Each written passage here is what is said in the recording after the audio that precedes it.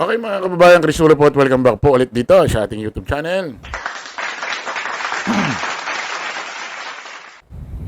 Wala tayong magagawa mga kababayan. Wala tayong magagawa mga kababayan, mga kanalis. Kailangan ho natin pag-usapan ho itong gagang ito. Gagang ito, sorry. Wala tayong magagawa kundi pag-usapan ho itong taong ito. Wala hong masyadong issue ngayon kasi nagdaan ho ang New Year tapos weekends pa ngayon, no? Sabado or linggo nyo mapapanood ito. Wala masyado pang pinag-uusapan. So, pagtagaan na natin ito. Kilala nyo naman ho, si John Magno. Ha?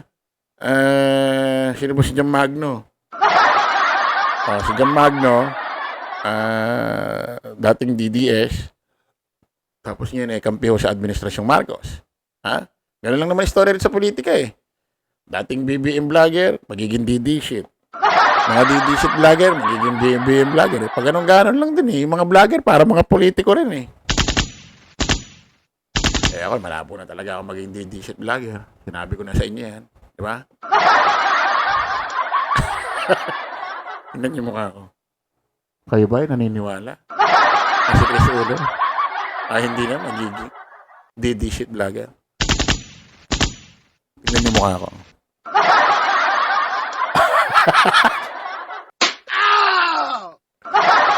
Pahinga natin to mga kababayan. Si John Magno, ano ba nangyari dito? Ang Pilipinas, when in fact, kayo lang naman tong magulo, maiingay, kasi kayo naman tong walang laman dito. Ayun na kami salita, kasi masakit eh. Masakit ang katotohanan talaga.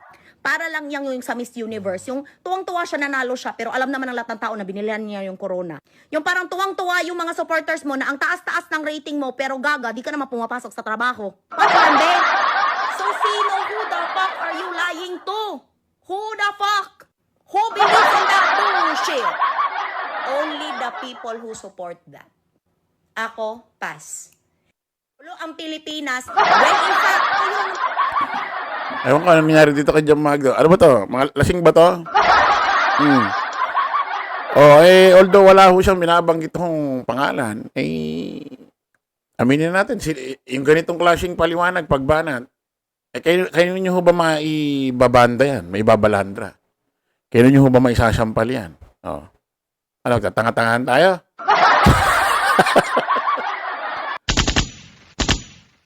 Magtatanga-tangahan tayo, hindi natin iisipin si VP Inday Sara Duterte. Kasi nga ho, ito si VP Inday Sara Duterte, mga kababayan, hindi na nga nagpapapasok, laging lang nasa ibang bansa, rally dito, rally doon, naninira sa ibang bansa, sinisiraan yung gobyerno rito, hindi na nagpapapasok, lagi lang nag-around the world, mataas pa ratings. Ang tindi nitong mga... Tapos si Pangulong Bongbong, wala nang pahinga, kahit linggo nagtatrabaho, libot dito, libot doon, gumagawa na kung ano ng programa, proyekto para sa sambayan ng Pilipino, baksak pa ang ratings. Nangyari. Kaya malamang itong paayag ho ni John Magno, para ho kay BP Sara ito. Magulo, maiingay, kasi kayo naman tong walang laman dito. Ayun nyo ako magsalita, kasi masakit eh. Masakit ang katotohanan talaga. Para lang yung sa Miss Universe, yung tuwang-tuwa siya, nanalo siya, pero alam naman ng lahat ng tao na binilihan niya yung corona. Yung parang tuwang-tuwa yung mga supporters mo na ang taas-taas ng rating mo, pero gaga, di ka naman pumapasok sa trabaho. Paano yan, be? So, sino, who the fuck? Who believes in that bullshit? Only the people who support that. Ako, pass. Pilipinas. Ayan ho, hype na hype po hype na hype po si John Magno. Hindi natin malaman kung anong ininom nito. Nakainom, lasing. Ito matindi mga kababayan. Isang matanda, isang lola na, DD shit dati, ngayon ay nagbalik loob na sa gobyerno, sa Administrasyong Marcos. Palakpakan natin. Yan nga ho yung goal natin dito eh.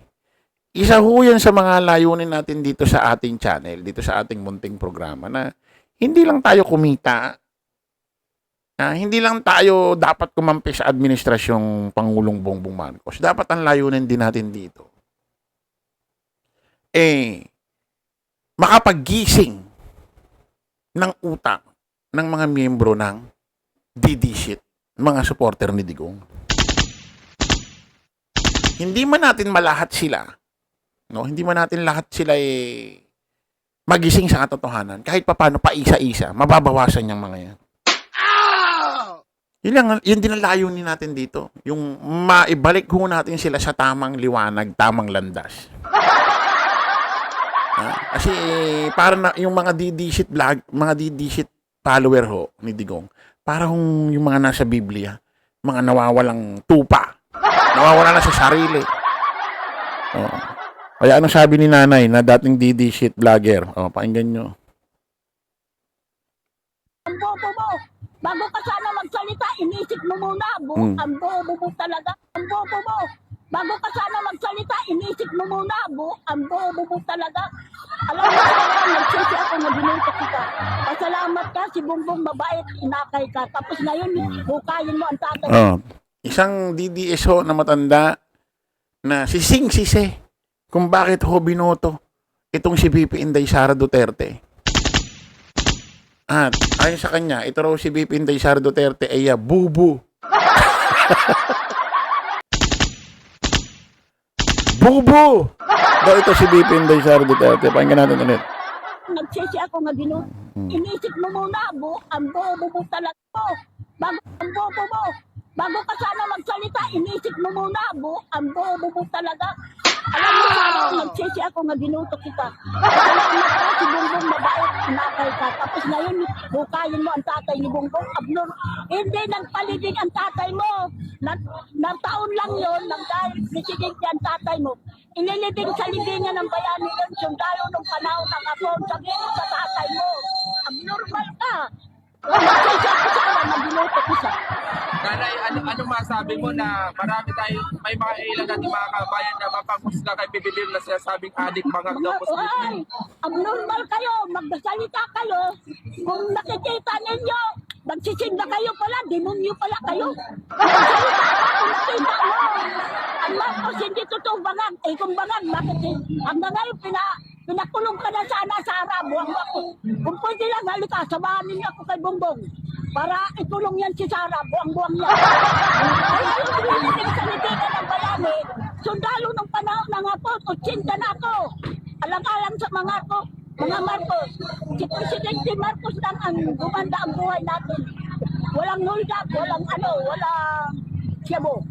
Tapos masamaan Marcos. Si Duterte, buwang-buwang din pala. Mas masahol pala yung anak niya. Nagsisi na ako dyan, minuto ko yun. Ano masasabi mo sa EDSA? Nag-people power daw sila. Mga bobo kayo, puta ka. Ang buhay natin, nalukbok nang nawala si Presidente Marcos. Palibasa si Cory ang pangalan, kaya nag-Cory ang sambayanan. Ang mga Pilipino matalino, hindi bobo. Ang mga bobo lang, buwang-buwang. Out na rin, out na. Masama pala yung isang DDS follower, bumaligtad, talagang gigil na gigil. Buang daw ito si Digong, mas matindi raw itong anak, mas buang pa. Kahit pa paano, mga kababayan, hindi man natin sila madala, mabitbit dito sa Administrasyong Marcos. Nababawasan sila, di ba? Kasi ako yung talagang layunin ko rito, hindi lang kumita. Yung kita nandyan na yan 2018 pa may kita rito sa channel natin Kaso, ang isa sa pinakalayuning goal nga natin dito, magising natin sila sa katotohanan. Maipamulat natin sila na mali yang inyong kinalulugaran, kinakampihan. Yun yung pinupoint natin dito. Magising namin kayo sa katotohanan.